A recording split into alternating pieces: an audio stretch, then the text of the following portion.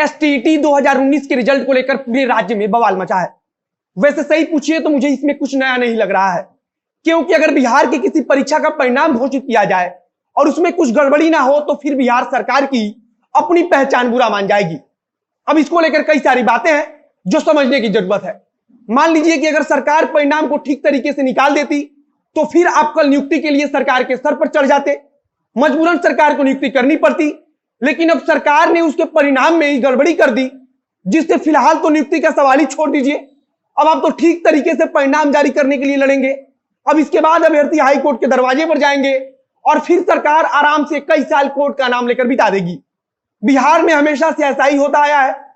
अगर कोई ऐसी भर्ती प्रक्रिया आपको याद हो जो बिना विवाद के बिहार सरकार द्वारा संपन्न करा ली गई हो तो आप हमें भी जरूर बताइएगा। बिहार में सरकारी नौकरी पाने के लिए एक अभ्यर्थी को कई चरणों से गुजरना पड़ता है, जिसमें से सबसे महत्वपूर्ण होता है अदालत वाला चरण। बिना अदालत के बिहार में सरकारी नौकरी पाने का सपना तो एकदम छोड़ दीजिए।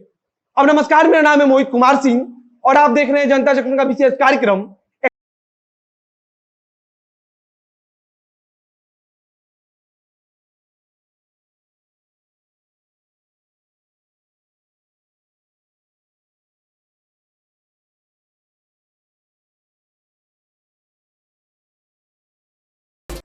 पिछले कई दिनों से हम इस बवाल को देख रहे हैं।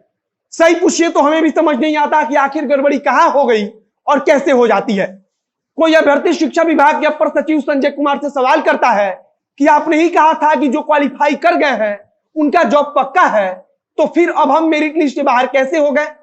तो हमारे शिक्षा विभाग के भोले भाले अपर सचिव संजय कुमार जी कहते हैं कि हम लोग इस प्रॉब्लम को देख रहे हैं। प्रॉब्लम को तो हम भी देख रहे हैं और पूरा बिहार देख रहा है, लेकिन इससे हासिल क्या होने वाला है।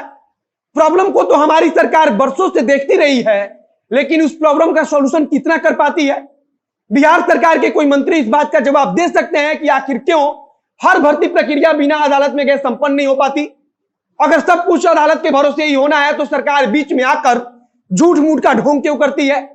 पहले ही सरकार क्यों नहीं कह देती कि हाई कोर्ट की देखरेख में कमेटी बना दी जाए और उसी कमेटी की देखरेख में किसी भी भर्ती प्रक्रिया को संपन्न कराया जाए।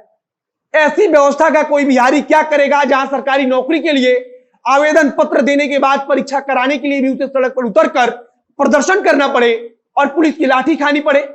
परीक्षा हो जाए तो फिर उसके बाद परिणाम के लिए इसी प्रकार से सड़क पर उतरकर प्रदर्शन करना पड़े और फिर पुलिस की लाठी खाने पड़े। अगर सब कुछ हो जाए तो पता चले कि सरकार ने परिणाम में ही कुछ गड़बड़ कर दी और फिर उसे मजबूरन अदालत में जाना पड़े। और फिर सरकार तो चाहती ही यही है। 12 मार्च को जब पहली बार परिणाम घोषित हुआ था तो शिक्षा मंत्री द्वारा कहा गया कि परीक्षा में उतने ही अभ्यर्थियों को पास कराया गया है जितनी सीट है। अब इस लिहाज से जितने अभ्यर्थी पास हैं उनकी नौकरी पक्की है। लेकिन 12 मार्च को मेरिट लिस्ट जारी नहीं हुआ और अब जब मेरिट लिस्ट जारी हुआ है तो इसमें एकदम इसके उल्टा हो गया है। हजारों अभ्यर्थी जो परीक्षा परिणाम में पास थे लेकिन अब मेरिट लिस्ट से बाहर हो गए हैं और अब इसी बात को लेकर सरकार से तमाम तरह के सवाल पूछा जा रहा है। सवाल उठता भी है कि जब सीट के बराबर ये अभ्यर्थियों को पास कराया गया था तो फिर मेरिट लिस्ट से कैसे बाहर हो सकते हैं। दूसरी तरफ अभ्यर्थियों का कहना यह भी है कि बीएसईबी केवल परीक्षा कराने के लिए एक सरकारी एजेंसी है, ना कि वो किसी भर्ती प्रक्रिया में शामिल हो सकती है। बीएसईबी के पास तो मेरिट लिस्ट जारी करने का भी अधिकार नहीं हो सकता है।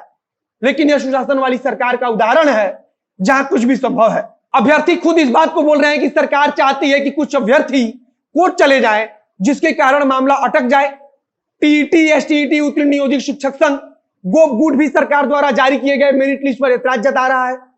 शिक्षा विभाग की तरफ से कल एक आदेश जारी किया गया जिसमें बताया गया कि 2 श्रेणी के अभ्यर्थी बिहार विद्यालय परीक्षा समिति के द्वारा उत्तीर्ण किए गए हैं, जिसमें से एक qualified and in merit list तो दूसरे qualified but not in merit list है।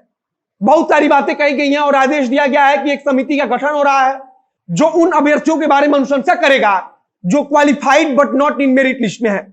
अब यह समिति अभ्यर्थियों के पात्रता को परखेगा और फिर शिक्षा विभाग को अनुशंसा भेजेगा।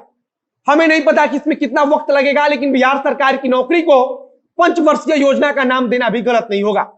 शायद हमने पंचवर्षीय कम ही बोल दिया हो। खैर, वीडियो को समाप्त करते हैं। वीडियो को आप शेयर कीजिए, हमारे फेसबुक पेज को लाइक कीजिए और यूट्यूब चैनल को सब्सक्राइब कीजिए।